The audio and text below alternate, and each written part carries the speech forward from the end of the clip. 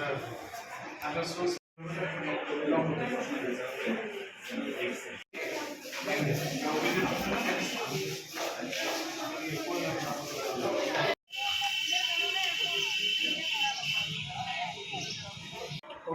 উপজেলা স্বাস্থ্য কমপ্লেক্স এবং ফুলবাড়ির কয়েকটা টিকা কেন্দ্র পরিদর্শন করি এবং এটা আমাদের রুটিন দায়িত্বের মধ্যে পড়ে। নিয়মিত পরিদর্শনের মতো এখানেও পরিদর্শন করি এবং পরিদর্শনে কিছু ডায়াগনস্টিক সেন্টারেও আমরা পরিদর্শন করি, কিন্তু সেগুলো আমরা দেখতে পাই, গিয়ে দেখি যেগুলো বন্ধ অবস্থায় পাওয়া যায়।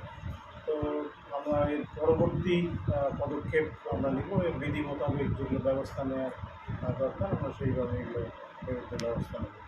ফুলবাড়ি উপজেলা হেলথ কমপ্লেক্সের চিকিৎসা সেবা আগের চেয়ে